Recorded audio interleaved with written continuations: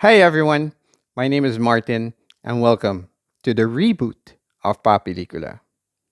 I say reboot because I started this channel back in 2020 during the pandemic. I posted a few videos and then disappeared like a supporting character who definitely died off screen. But this time around, it's going to be different. I'm plugged in, I am awake, and I am actually following through with movie reviews just for you. If this is your first time here at Pop Pelicula, welcome. So I want to explain how this thing works. I watch movies, I talk about them, and I help you decide whether they're worth your time, money, and emotional investment. I am not a professional critic. I don't pretend to be one. I'm just a guy who loves movies and has opinions, which unfortunately, for you, I'm about to share. So let's get into it. Today's movie is Project Hail Mary. The movie stars Ryan Gosling, who plays Ryland Grace, a science teacher who wakes up alone on a spaceship light years away from Earth with absolutely no memory of who he is or how he got there. As his memory slowly comes back, because of course it does, he realizes he's on a mission to stop a mysterious substance that's killing the sun. You know, casual science teacher shit. Using his intelligence, because in the movie he's told to figure things out, his creativity, and some extremely convenient plot logic, he must save Earth from extinction. Oh, and along the way, he forms an unexpected friendship because saving humanity alone would just be depressing, right? The movie is rated PG 13 and falls under the adventure, sci fi, and comedy genre and has a runtime of 2 hours and 36 minutes. Yes, I felt every single minute of it. Now, look, nothing I say here should shock anyone because the trailer basically spoils the entire movie. But let's start with the positives. First, this movie feels like a modern day ET. At its heart, it's all about the emotional bond between the human and an alien. Aww. And honestly, we haven't had a movie like that in a very long time. It's refreshing to see an alien that doesn't immediately try to wipe out humanity, right? Like A Quiet Place.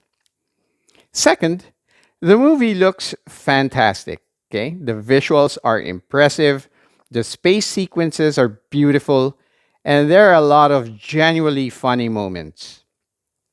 And let's be real, the alien almost steals the movie from Ryan Gosling, which actually says a lot because that man is doing all the acting by himself in space, talking to rocks. Third, the Atmos sound mix is excellent in this film. Ship alarms, mechanical sounds, and Rocky's musical language move all around the theater. If you've got a proper Atmos setup, this would absolutely show your system off. And now, let's talk about the part where my enthusiasm drops significantly. First, this movie drags, like really drags.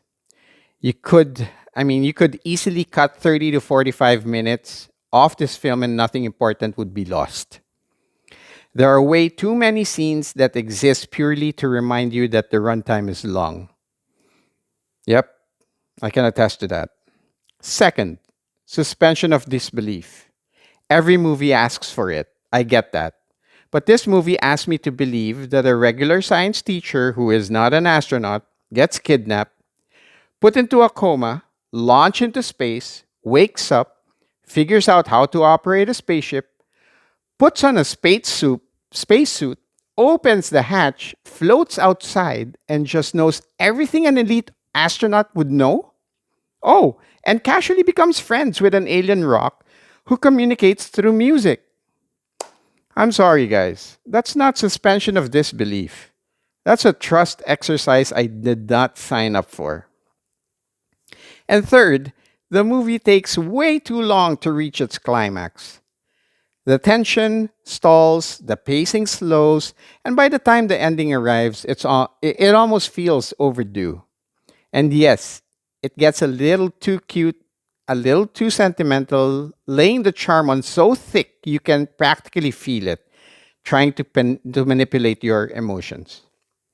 Going into this movie, I already knew it wasn't going to be great. The trailer didn't impress me at all, but I gave it a shot anyway because sometimes I'm wrong.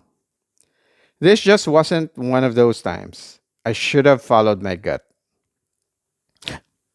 I genuinely think that the reason so many people love this movie is simply because the generation is finally getting a mainstream movie about a friendly alien again. Something we really haven't had since the late 80s. And nostalgia is powerful. But strip that away, and there's really nothing here that stands out. So, my official rating for Project Hail Mary is 3 out of 5 stars. It's fine, it's not terrible, it's not great, and it's definitely not a movie I'm lining up to watch again. Have you seen Project Hail Mary yet? If you have, tell me whether you loved it, hated it, or wanted 30 minutes back. Drop your thoughts in the comment section below. Once again, I am Martin, and thanks for watching Pa Pelikula.